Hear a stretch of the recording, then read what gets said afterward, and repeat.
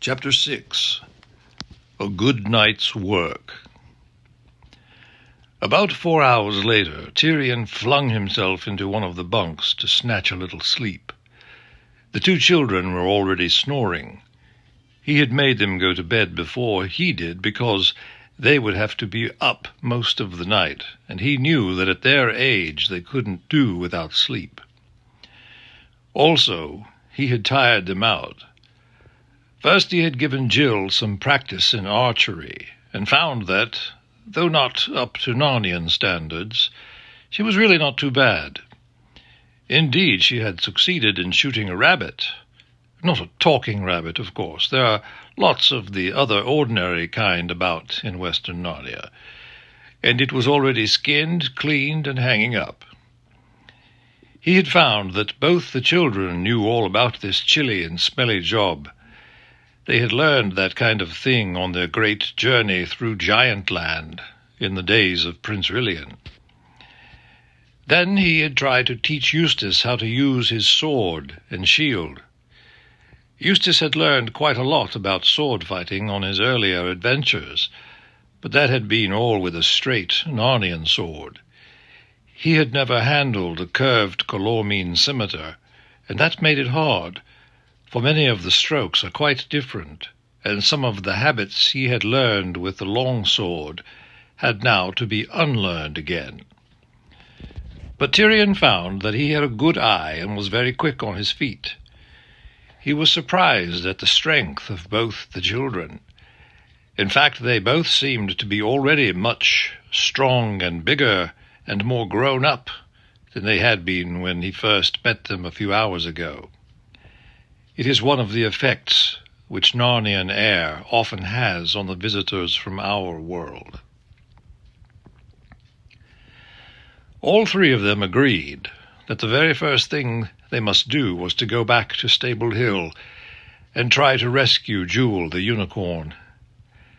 After that, if they succeeded, they would try to get away eastward and meet the little army which Runewit the centaur would be bringing from Cair Paravel. An experienced warrior and huntsman like Tyrion can always wake up the time he wants. So he gave himself till 9 o'clock that night, and then put all worries out of his head and fell asleep at once. It seemed only a moment later when he woke, but he knew by the light and the very feel of things that he had timed his sleep exactly. He got up, put on his helmet and turban — he had slept in his mail shirt — and then shook the other two till they woke up.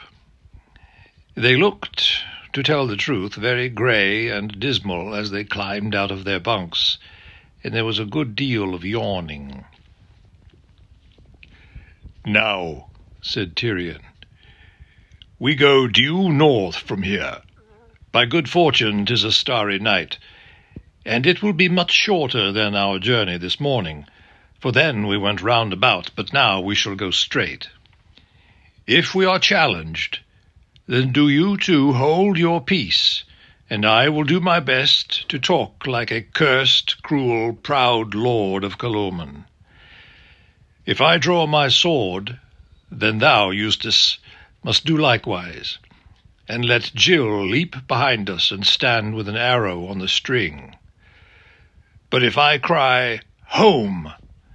then fly for the tower, both of you, and let none try to fight on, not even one stroke, after I have given the retreat.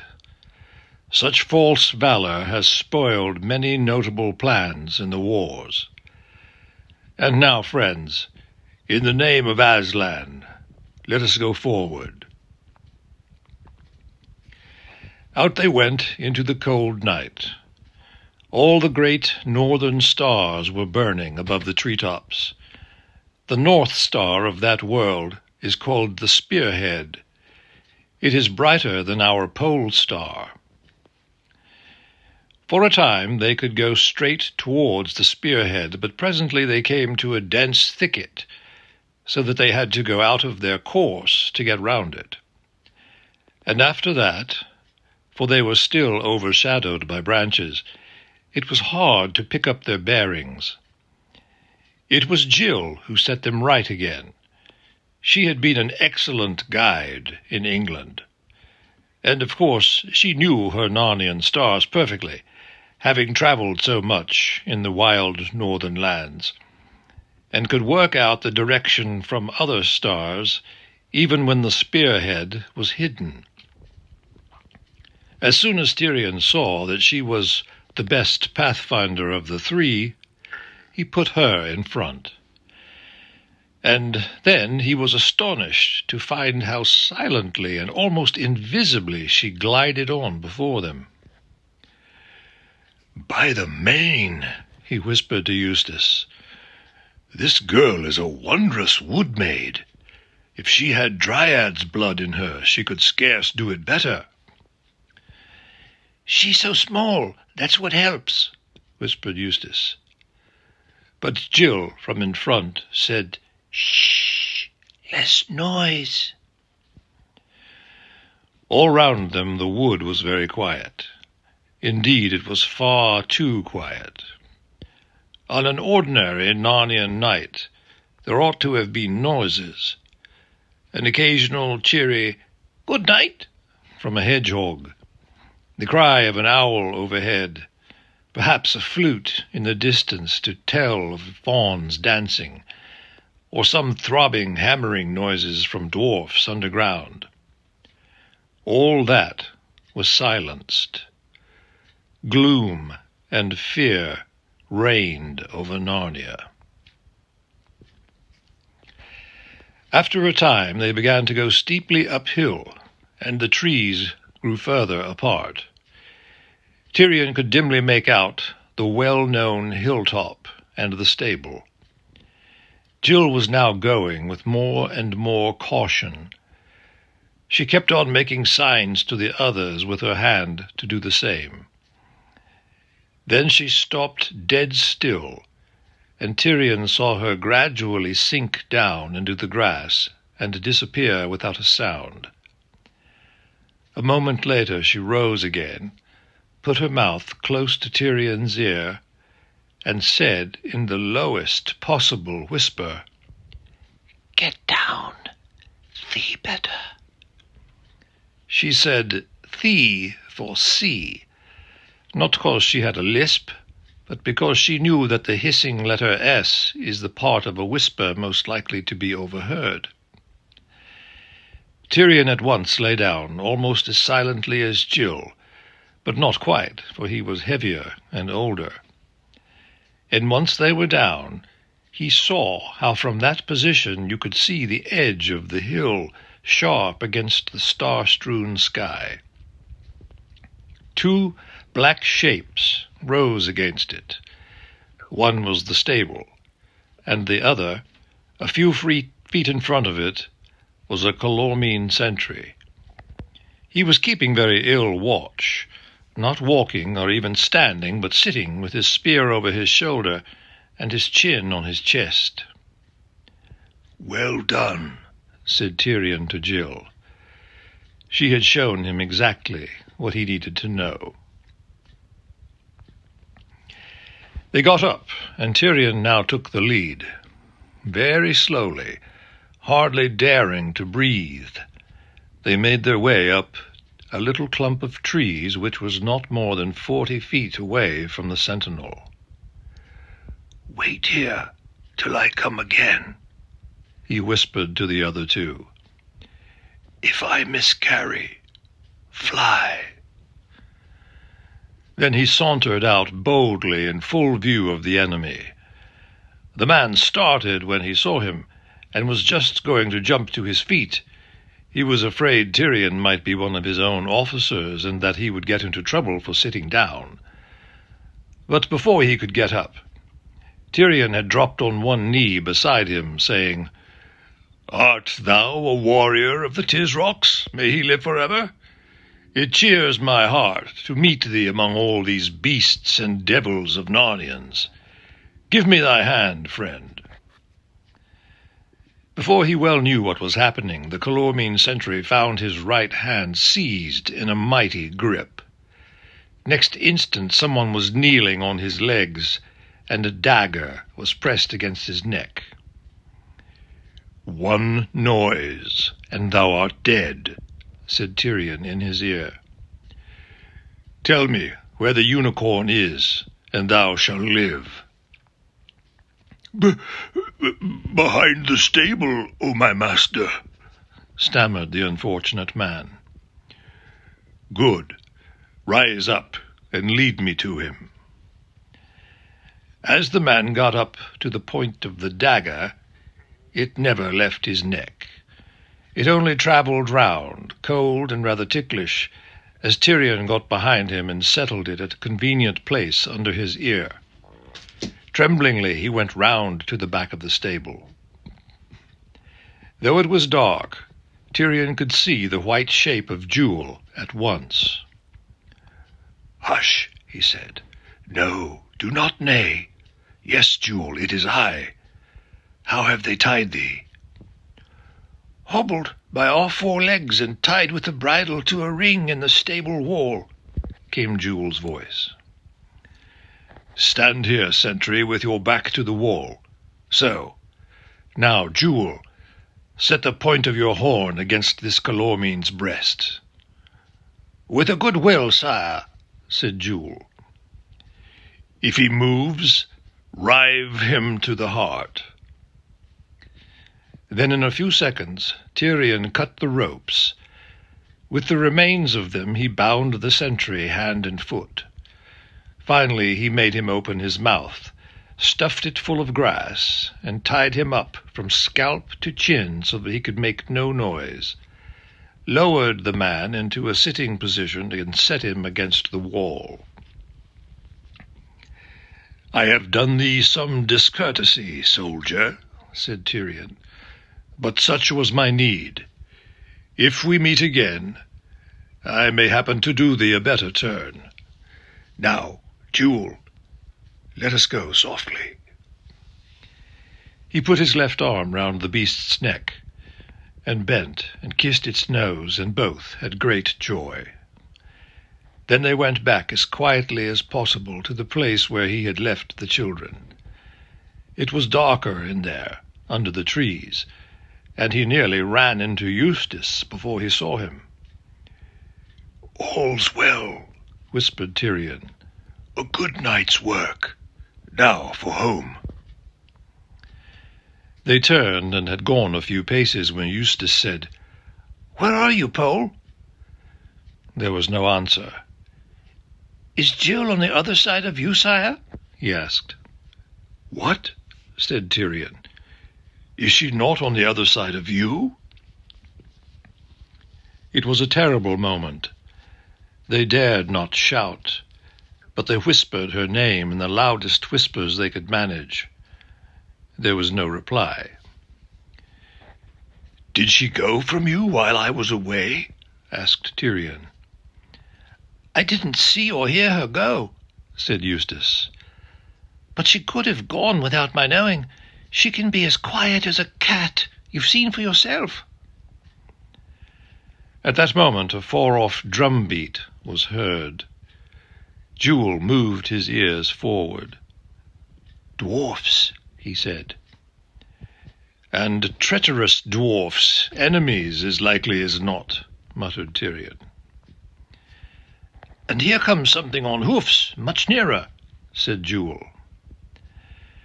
The 2 humans and the unicorn stood dead still. There were now so many different things to worry about that they didn't know what to do. The noise of hoofs came steadily nearer, and then, quite close to them, a voice whispered, "Hello? Are you all there?"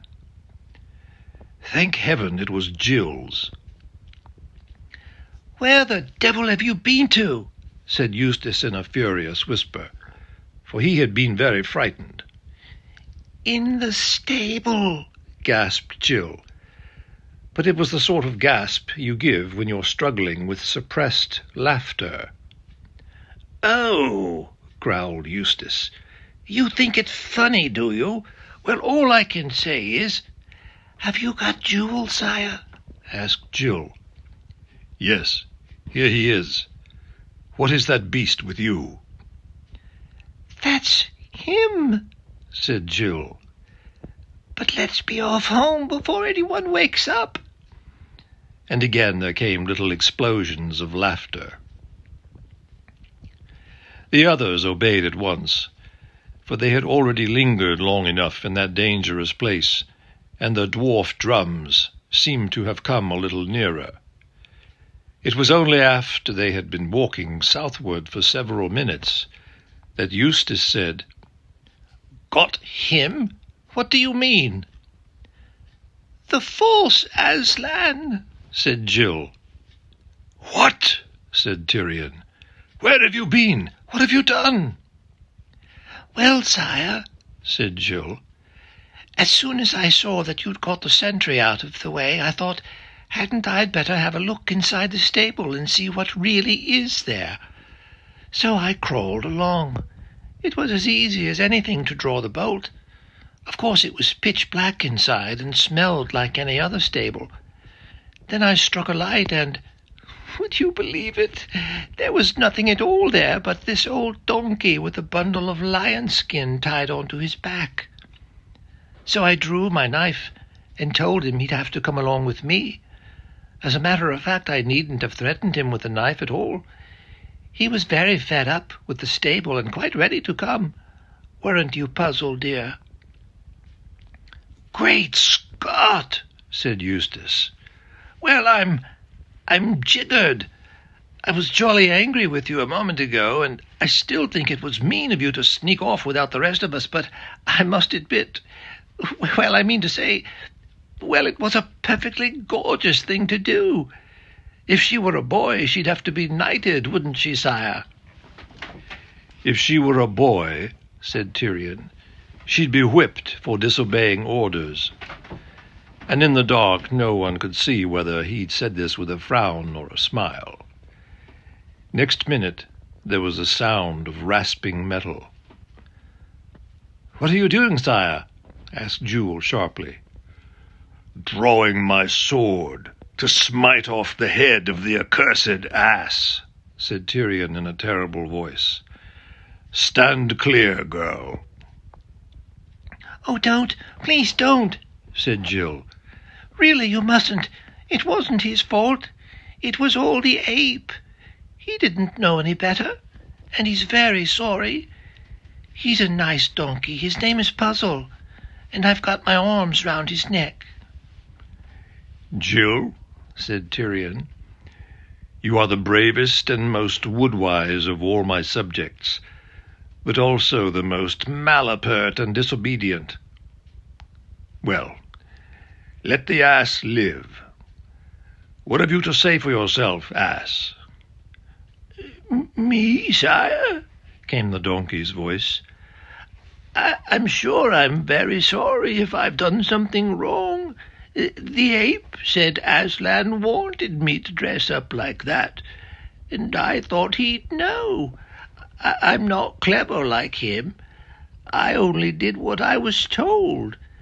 It wasn't any fun for me living in that stable. I don't even know what's been going on outside. He never let me out except for a minute or two at night. And some days they forgot to give me any water, too."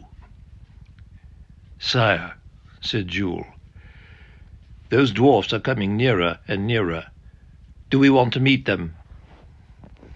Tyrion thought for a moment, and then suddenly gave a great laugh out loud. Then he spoke, not this time in a whisper. "By the lion," he said, "I am growing slow-witted. Meet them? Certainly we will meet them. We will meet anyone now. We have this ass to show them. Let them see the thing they have feared and bowed to. We can show them the truth of the ape's vile plot.